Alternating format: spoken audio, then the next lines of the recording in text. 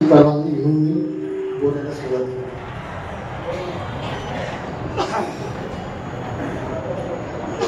व्यासपीठावर उपस्थित असलेले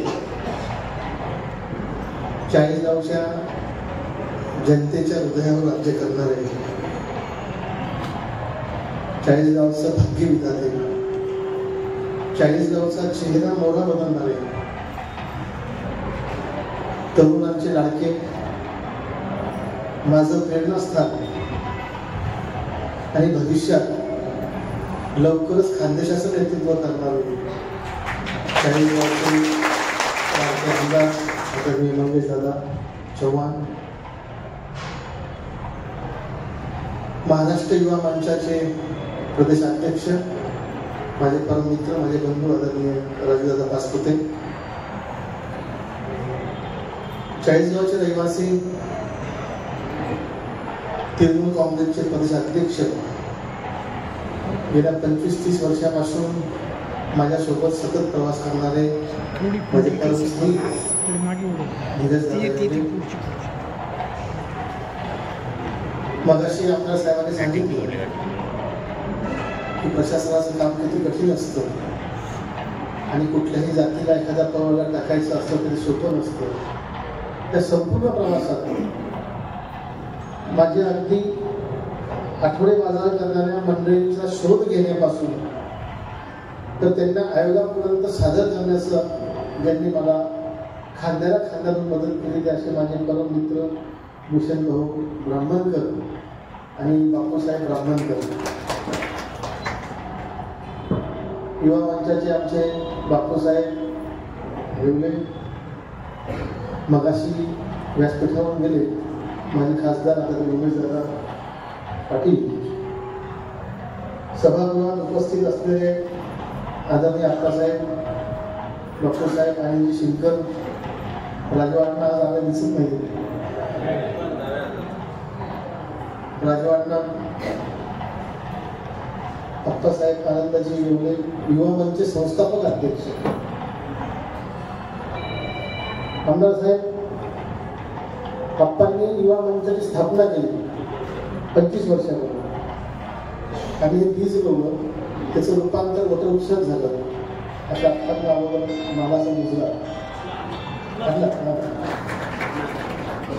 राजू काका येवले, आबासाहेब किशोरजी कोतकर, जितूभाई गोलाल, आमचे मेहुणे मुळा आबा अमृतकर, ज्येष्ठ राज्य संघाचे अध्यक्ष पुंडलिक आबा अमृतकर, या 40 गाव नगरपालिकेच्या नगरसेविका आदरणीय विवेकताई ब्राह्मणकर, वत्सला आजी कोतकर, आमचे आई साहेब, महिला प्रबोधनचे अध्यक्ष माधुरीताई, आता नूतन अध्यक्ष झाल्यात ते वैशालीताई, पाटे काकू, नंदकिशोर शेवडे सर, धुळ्याहून खास राजूदादांसोबत आलेले नंदकिशोर शेवडे, डॉक्टर प्रसाद सोंगे, कल्पेशजी येवले, संदेशजी येवले, आमचे युवा नेते आज भावेशजी तुमच्या सोबत नाही, भावेश पुढे बाबा मागे नको थांबवणार, भावेशजी पटकावणे, ज्यांच्याकडे मागच्या 2 वर्षापूर्वी तरुण मुलगा वाढला, आपले स्वागत मेडिकलचे रवी आबा शिरोडे, ज्यांनी त्या मुलाच्या स्मरणार्थ म्हणजे 40 गावमध्ये जवळपास 2000 सायकली अनेक युवकांना दिल्या, असे आमचे आबासाहेब, सिसीवानी सर आणि उपस्थित सगळ्या भगिनी. समाजदर्शिकेचं आज प्रकाशन झालं असं आमदार साहेबांनी घोषणा केली, तर आमदार साहेबांच्या परवानगीने आणि आप्पासांच्या परवानगीने मला 2 गोष्टी या ठिकाणी मांडायच्या आहेत.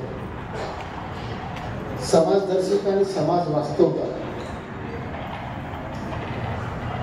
समाजाची वास्तवता इतकी भिन्न झालेली आज आमदार साहेबांनी खंत व्यक्त केली की समाज संघटित झालेला पाहिजे. 2009ला 9 ऑगस्ट क्रांती दिवसाच्या दिवशी ओबीसीच्या निमित्तानं माझ्या गावात सत्कार झाला होता. त्यावेळेला मालपुरे सर अध्यक्ष होते आणि युवा मंचाने तो कार्यक्रम आयोजित केला होता. भूषणजी लीड करत होते. आमदार साहेब देखना सन्मान झाला, पण तो सर्व सन्मान मी 40 जवानांच्या चरणी अर्पण केला होता त्यावेळेस पण, आणि आजही करतो. कुठेही सामाजिक कार्य करायचं असेल तर आपल्याला बाळकडून मिळते. ते बाळकडून देणारे सगळे ज्येष्ठ मंडळी या ठिकाणी बसलेली. ठराविक मुलांची लग्न होत आहेत, मुलांचं वय रोज वाढतंय, आणि याला जबाबदार आपण सर्वजण आहोत. विवाह संस्थेची रचना जी आपण बदलली, त्याच्यामुळे आपल्या मुलांची वाताहत आज होते. 32-35 वर्षाची मुलं झाली. आई वडिलांना वाटतं की माझ्या मांडीवर नातू खेळला पाहिजे, आणि आजही प्रामाणिकपणे डाळ शाकियाचा मुलगा आतुरतेने वाट बघतो की माझ्याकडे आज न उद्या आमंत्रण येईल आणि माझ्या मुलाचं लग्न होईल. पण भूषण सर, मी युवा मंचाला विनंती करेन, हे चित्र बदलायचं असेल तर पहिले आपल्याला बदलावं लागेल. ज्या दिवशी व्यापारी, लघु उद्योग, उद्योजक, शेतकरी, तरुण मुलांचा परिचय मेळावा होईल, त्याचं हेडलाईन ते असेल, त्यावेळेला समाजातल्या मुली या व्यापाऱ्यांच्या मुलांना दिल्या जातील. आपलं वधूवर परिचय मेळाव्याचं हेड काय असतं? उच्च शिक्षित, नोकरदार, उच्च उद्योजक, अशा आपण 2 गोष्टी नक्कीच सांगितल्या पाहिजे. मुलं आईजवळ जास्त असतात, बापाकडे कमी असतात. ते आमदारांचे असो का लोकगाडी ढकलणाऱ्यांचे असो, आईच्या हाताने संस्कार काय द्यायचे. मुलींनी उत्तम करिअर केलंच पाहिजे, पण ती उत्तम गृहिणी झाली पाहिजे, ती उत्तम सून झाली पाहिजे, उत्तम आई झाली पाहिजे. पुण्यामध्ये आमदार साहेब जेव्हा आम्ही फिरतो, दोघं नवरा बायको नोकरीला असतात, त्यांचे मुलं पाळण्या घरामध्ये असतात. त्या पाळण्या घरामध्ये बाई ठरवते त्या मुलाला काय संस्कार द्यायचं. आई वडिलांच्या हातात काहीच नसतं. मी त्या एक ठिकाणी असं बघितलं की त्या लहान बाळांना झोपण्यासाठी विशिष्ट प्रकारचे ड्रग पाळले जातात. तर एवढी वास्तवता भयंकर आहे. तर नोकरी करणारी सून का पाहिजे हे सुद्धा महिलांनी आणि पुरुषांनी विचार केला पाहिजे. मला असं वाटतं की मुलींनी पण हा विचार केला पाहिजे. तुमचं शिक्षण झालं हे नोकरीसाठी नाहीये. आईचं शिक्षण हे मुलांना घडवण्यासाठी असते. आईचं शिक्षण जगासोबत चालण्यासाठी असते. छत्रपतींना जिजामातेने घडवलं, तेव्हा छत्रपती आजही पूजले जात आहेत. तर जिजामाता आपल्या प्रत्येकाच्या घरात झाली पाहिजे, असं मी या ठिकाणी आवर्जून सगळ्यांना विनंती करतो. तरच समाजाची रचना पाहिजे. युवा मंचाने जळगाव जिल्ह्यातल्या सर्व तरुणांचे परिचयाचे फॉर्म भरावेत. त्यासोबत लवकरात लवकर शेतकरी, व्यापारी, लघु उद्योग, उद्योजक यांचा मेळावा घ्यावा. लाड शाकीय समाजाच्या मुली मिळत नसतील. आमदार साहेबांनी राजकारणात काय केलं? तुम्ही 4 गोष्टी केल्या. मी जेव्हा युवा मंचात काम करत होतो त्याला मधुकरराव चौधरी आपल्या विधानसभेचे स्पीकर होते, लेवा पाटील समाजाचे होते. झोपे नावाचा एक माझा मित्र होता, माझ्यासोबत काम करायचा. त्यांच्याकडे मुलींची समस्या होती.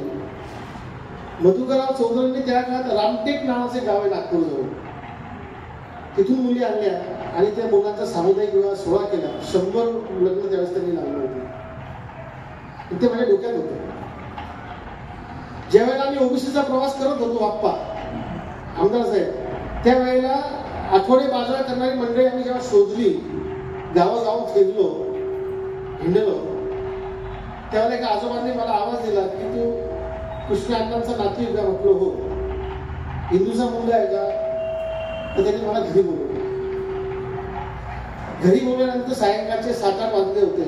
त्यावेळेला एक बाहेर 100चा काहीतरी लाईट असतो छोटा, अस्पष्ट असा अंधार होतो.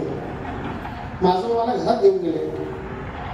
म्हटले की बघ तुझी आजी स्वयंपाक करते, ते आजींचे हात जळालेले, भाकरी थापता थापता, मांडीवर भाजी पडल्यामुळे मांडी जळालेली. म्हणजे माझा एकच मुलगा आहे, ती आजी स्वयंपाक करते. माझ्या मुलाचं वय 30 वर्षाचं झालंय. मला 5 मुली 5 मुली चांगल्या ठिकाणी दिल्या. पण माझे जावई लक्ष देत नाही आणि ह्या मुलाचं लग्न नाही झालं तर माझा वंश संपून जाईल.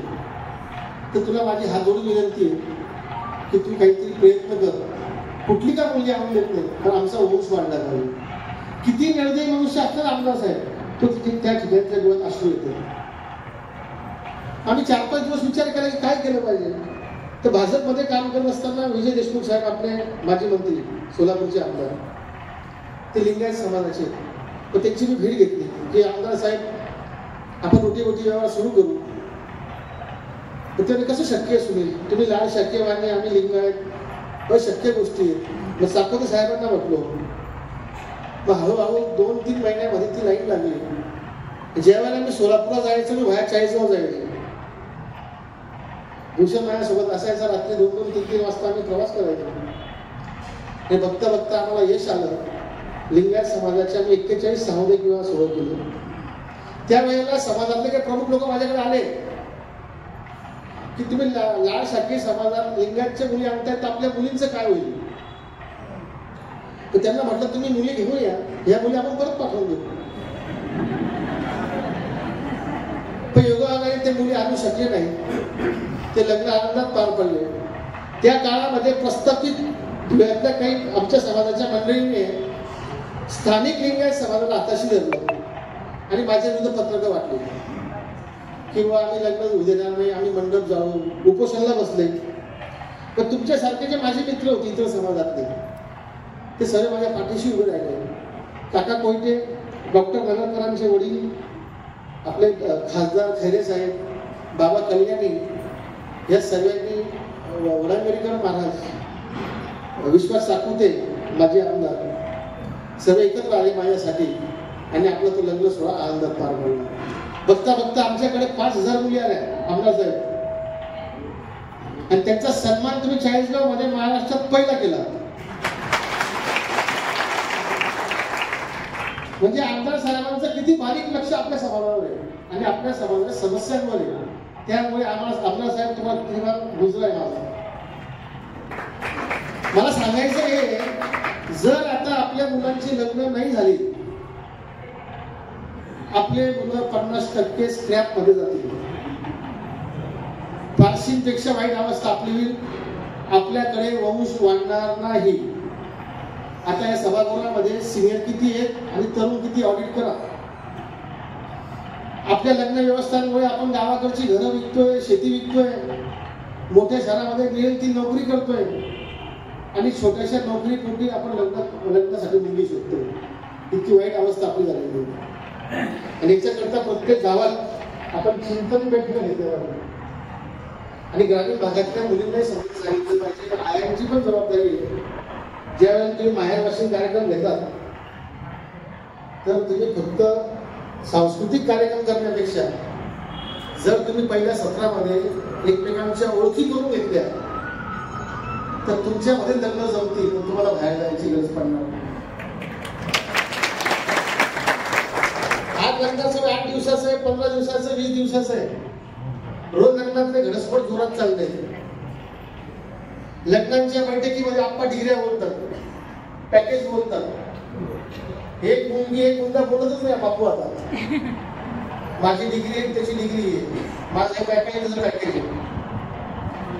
ह्या समस्या सोडण्यासाठी मी समाजातल्या प्रत्येक ज्येष्ठ माणसांना आणि महिलांना विनंती करतो, समाज टिकवायचा असेल तर आपण आता डोळे उघडलेच पाहिजे. मी तुम्हाला खात्रीशीर सांगतो, आपला 40गावचा पोरगा 100% निर्व्यस्तीय प्रामाणिक आहे. शहरातल्या पोराची कोणीही गॅरंटी घेणार. आपला पोरगा 10,000 जरी कमवेल, तो 10,000मधून किमान 3,000 बाजूला करेल. मुंबई पुण्यामधल्या पोराने 50 जरी कमवले तरी त्यांना 25 तारखेनंतर 10,000 खर्च करावा लागणार. हे आपण सर्वांनी डोक्यात घेतले पाहिजे. दुसरी गोष्ट अशी आहे, पुढच्या समस्या समाजापुढच्या खूप मोठ्या गंभीर लागतात. आमच्या धुळ्यामध्ये माझ्याकडे काही 8 ते 10 मुलं आली, ज्या मुलांची लग्न झालेली नाही. त्या मुलांनी आता 45च्या आसपास वय पार केले, 10-12 मुलं असतील. ते म्हणते तात्या आमची समस्या अशी आहे, आम्हाला भूक लागली तर आम्ही आमच्या घरी जाऊन सांगू शकत नाही वहिनींना की आम्हाला जेवायला द्या, शेवटी वयाच्या मर्यादा. बहिणीकडे जाऊ शकत नाही, आजारी पडलं तर आमचं आवरायला कोणी नाही. तर सगळ्यात पहिले आमच्यासाठी तुम्ही एखादं हॉस्टेल सुरू करा, कॉमन किचन करा, हॉस्पिटल सुरू करा. कारण की आमची दखल घेणारी माणसं आता उरलेली. गावाकडे काय झालं आपल्याला साहेब, लग्न होत नाही म्हणून जे मुलं गावाकडनं शहराकडे गेली. ज्येष्ठ नागरिक सर्व शहरांमध्ये आज ग्रामीण भागात, काही ठिकाणी पत्नी वारली तर काही ठिकाणी पती वारले. अशा लोकांशी बोलायला कोणी नाही. मला 4 कुटुंबांनी सांगितलं आम्ही 10,000 रुपये महिना देऊ. त्या बाईने सकाळी 9ला यायचं, रात्री 9ला जायचं, आमच्या घरीच खायचं, फक्त आमच्याशी गप्पा मारायच्या, आमच्यामध्ये खेळायचं. एवढी भयानक परिस्थिती. आणि आपल्याला सर्वजण यापूर्वी असं उदाहरण द्यायचे बालपणी की मित्र करायचं तर वाणी समाजाचा करा, मैत्रीण करायची तर वाणी समाजाची मैत्रीण करा. आज आपल्याविषयी लोक बोलताना वाईट बोलतात की तुमचे जेवढे भांडणं चालले कोर्टामध्ये, तुमचे जेवढ्या केसेस दाखल तेवढ्या कोणत्याही जातीच्या नाही, तर तुम्ही चिंतन करा, असे आता वकील सांगायला लागले, न्यायाधीश सांगायला लागले. त्याच्यामुळे आपण सर्वांनी डोळे उघडले पाहिजे. आजचा विषय जरी समाज दर्शिकेचा असला तर समाजाचं वास्तव सुद्धा आपण उघड बघायला पाहिजे. झालं ओबीसी झालं, तुमच्या सर्वांच्या आशीर्वादामुळे झालं. ज्यावेळेला मी आमदार साहेबांना सत्कार करायला गेलो, आमदार साहेबांनी एक वाक्य वापरलं की तात्या माझं घर माझा मतदारसंघ आहे आणि माझ्या मतदारसंघातला प्रत्येक मतदार माझा परिवार आहे, हे सांगणारे महाराष्ट्रातले पहिले आमदार आहेत. आणि ते आमदार झाल्यापासून तुमच्या 40 गावचा पूर्ण चेहरा बदलला. 40 गावनी कात टाकली, 7 जसं कात टाकतो 12 वर्षानंतर. आता त्यांनी जे जे सांगितलं हे सर्व कार्यालय जिल्ह्याच्या ठिकाणी आहेत. मला असं वाटतं की नजीकच्या काळामध्ये आमदार साहेब 40 गावला जिल्हा घोषित करून घेते की काय, एवढे कार्यालय ते आमचं. आमचा धुळे जिल्हा होऊन इतके वर्ष झाले, आमच्याकडे आता परिवहन मंडळाची बिल्डिंग पूर्ण होते, अजून उद्घाटन झालेलं. तुम्ही परिवहन मंडळाने मंजूर करून घेता, आरटी ऑफिस बिल्डिंगचं काम बी सुरू करताय. कसं असतं शेवटी मागतो कोण, आमदार अनेक आहेत, पण माझ्या शहरावर मी प्रेम केलं पाहिजे. त्यांच्या बोलण्यातली जी भावना दिसते ना, ही तळमळ त्यांची. त्यांनी गरिबीतनं बघितलेलं आहे. ज्या माणसाने गरिबी बघितली असते ना आप्पा, त्याला जाणीव असतं की मी काम केलं पाहिजे. श्रीमंत माणसाकडे ते मिळत. तुम्ही भाग्यवान आहेत की तुम्हाला इतकं चांगले आमदार, इतका चांगला मुलगा ह्या मतदारसंघात मिळाला. माझी तर विनंती की तुमचं रेशन कार्ड तुम्ही आमचं घर ट्रान्सफर करून घ्या. आम्हाला विचारायची गरज नाही साहेब, आम्ही ठरवते करू. काही नाही तुझा तसं नाहीये, खूप आनंदाची गोष्ट असते.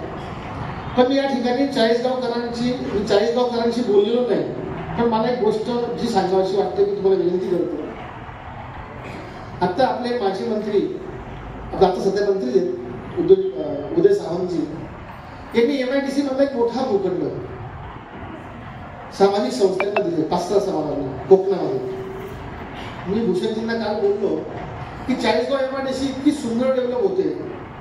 आमदार साहेबांच्या पाठीमागून जर तुम्ही वाणी समाजासाठी एखादा मोठा भूखंड घेतला तर तुम्ही वाणी मंगल कार्यालय, लॉन्स, शिक्षण संस्था तिकडे करा, कारण की ते तुम्हाला सर्व उपलब्ध होणार आहे. तर तुम्ही तसा विचार करायला हरकत नाही असं मला 40 गावकरांना वाटतं. तर तुम्ही सगळं ठरवा. आमदार साहेब तुमच्या घरातले ते तुमच्यासाठी 24 तास उपलब्ध आहेत, असं आमचं भाग्य नाही. मला फक्त जळगाव जिल्ह्यातले नेते प्रेम करणारे भेटले. नाथाभाऊ नंतर माझ्यावर प्रेम करणारे कोण आहेत तर चव्हाण साहेब. नाथाभाऊ नंतर वाणी समाजावर प्रेम करणारे कोण आहेत म्हणून आमची नाळ तुमच्याशी जोडलेली. जातीपातीचं राजकारण नाही. जे बोलायचं बेबीपासून बोलायचं, मनमोकळं बोलायचं. समाजाला सगळे सगळे 2 मुलं आले डोळ्यातले. वडिलांची परिस्थिती बेताची आहे. पाय कामात गेले कमरे घालून. काका आम्हाला 1,00,000-2 लाख पाहिजे, आम्ही उभे राहून जाऊ. त्यांना म्हटलं आता भावेश लवकरच ते 16 कोटी स्वामी मंडळाचा सदस्य होईल. आमदार साहेबांनी शब्द दिलाय. तर भावेश सदस्य झाला की पहिला फोन मी तुमच्यासाठी करेन. तुम्हाला दोघं भावा 2 लाख रुपये द्यायला सांगेल. भावेश लक्षात ठेव, आमदार साहेबांच्या साक्षीने सांगतो. हे गरिबांच्या अश्रू पुष्टासाठी तुम्हाला त्यांनी उपलब्ध करून दिलेली आहे. तर तुम्ही एक काम करा. माणसाच्या कर्तृत्वाचा सत्कार होतो, माणसाच्या पदाचा सत्कार होत नाही. अनेक आमदार झाले असतील, पण असे आमदार तुम्हाला यापुढे भेटणार नाही आणि यामागे भेटणार. आमदार साहेब तुम्हाला कमीत कमी 7 टर्म ह्या मतदारसंघातलं कोणी हलवू शकणार. कारण की आज जळगाव जिल्ह्यात खानदेशात तरुण चेहरा बघितला तर एकमेव चेहरा आहे. पुढचं नेतृत्व कोण करेल? भाजपचं. तर मंगेश दादा करतील असं आम्ही पण सांगतो अभिमानाने. आम्ही जरी भाजपमध्ये आज मी नाथाभाऊ सोबत आहे, मी पक्ष नाही सोडला. माझं प्रेम नाथाभाऊ. नाथाभाऊने माझ्यासाठी केलंय, निष्ठा ठेवली पाहिजे. आपण त्या माणसाने केलंय तर निष्ठाही ठेवतो. तुम्ही माझ्यावर उद्या विश्वास ठेवणार नाही. म्हणून कोणी कोणत्याही पक्षात काम करा, पण त्या नेत्यासोबत प्रामाणिक राहा, गद्दारी करू नका. तुमच्या करताना ते एवढं करताय तर तुमचं काम आहे त्यांच्यासोबत शेवटपर्यंत तन मन धनाने उभं राहणं. ते तुमच्या प्रत्येक सुखदुःखात हजर राहतील, त्यात ती मात्र शंका नाही.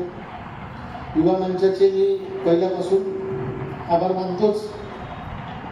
भूषणजी तुम्ही तर माझ्या सुखदुःखाच्या पूर्ण प्रवासात आहात. व तो ओबीसीचा प्रवास असेल, लाल लिंगायत समाजाचा प्रवास असेल, आज आमदार साहेबांच्या साक्षीने तुम्ही महाराष्ट्रात सुरुवात करा. शेतकरी व्यापाऱ्यांचा परिचय मिळवायला ज्या काही थोड जाती आपल्या केशरवाणी आहे, मटकरीवाणी आहे विदर्भात. आता संजय केनेकरांना भाऊंनी आमदार केले. संजय केनेकर कात्रवाणी दाखले. संजय केनेकर, मी, समीर नागुलकर, श्रीकांत भारतीय आम्ही युवाच्या सोबत काम करायचो. मला आनंद झाला आज की एका सच्च्या कार्यकर्त्याला देवेंद्र भाऊने आमदार केले. तो वाणी समाजाचा आमदार आहे हे सर्वांनी परी डोक्यात घ्या. त्याच्यामुळे वाणी समाजाला देवेंद्र भाऊंनी न्याय दिलेला आहे. तर तो लाड साखर असो त्या कात्रवाणी. म्हणून आपण ते आता भेदभाव करू नका. आणि ज्याला राजकारणात काम करायचंय ना त्यांनी जातीच्या भविष्याचं कामच करायचं. त्यांनी 24 तास सेवा करा. तुम्ही आज आमदार साहेबांवर प्रेम करतायत, ते काम करता म्हणून तुम्ही प्रेम करतात ना. गिरीश भाऊंनी मागे उपोषण केलं होतं. त्यांच्या कारकिर्दीत त्यांनी प्रयत्न केला, साखर कारखाना मिळवण्याचा प्रयत्न केला. दीर्घ उपोषणाला बसले तेव्हा मी पायी निघालो होतो जगन्नाथपुरीला. भगवान बापूजी आम्ही होतो, त्यांना भेटलो, त्यांना शुभेच्छा दिल्या. ठीक आहे, आपलं यश असतं, सोडून द्यायचं. पण जे आपल्या कामात पडतात त्यांच्या पाठीशी आपण उभं राहायचं. हा आपला फरक आहे. आमदार साहेब, आमचा समाज खूप प्रामाणिक आहे, भोळा आहे. आमचं देणं खरे, घेणं खोटे. तुम्ही जे म्हटलेत ना की देणाऱ्यांच्या यादीमध्ये आहे 100%. आमचे मुलभर श्रीमंत आज पण आहेत, नाही असं नाही आहे. पण आज पण ढिगभर गरीब आहेत ज्यांचे संसार आजही पेटत नाही. आज बी रांगोळी विकणारी मंडळी, भाजीपाला विकणारी मंडळी, आठवडे बाजार करणारी मंडळी संघर्ष करता असतात. आणि अशा दीन दुबळ्यांच्या पाठीशी तुम्ही राहताय याचा मला अभिमान आहे. आणि मी सदैव समाजाच्या वतीने मी तुमचं ऋणी राहील. माझी इच्छा आहे की तुम्ही लवकरात लवकर त्या खाद्याचं नेतृत्व करावं आणि धुळ्यामध्ये मला एक मोठा सत्कार करण्याची संधी दिली. तुम्हाला येणाऱ्या पुढच्या मंत्रिमंडळाच्या विस्तारासाठी मंत्रिमंडळाला शुभेच्छा देतो. पार्टीचं एखादं मोठं पद तुम्हाला मिळो. भाजपचं अजूनपर्यंत खानदेशचा अध्यक्ष कोणी झालेलं नाही. मी आई कानबाईसाठी प्रार्थना करेन भाजपचं प्रदेश अध्यक्ष पद आमदार साहेबांना मिळो अशी आपण सर्वजण प्रार्थना करू. त्यांना भाई वाटचालीसाठी शुभेच्छा देऊया आणि समाजाच्या वास्तवासाठी सगळ्यांनी पुन्हा एकत्र आलं पाहिजे.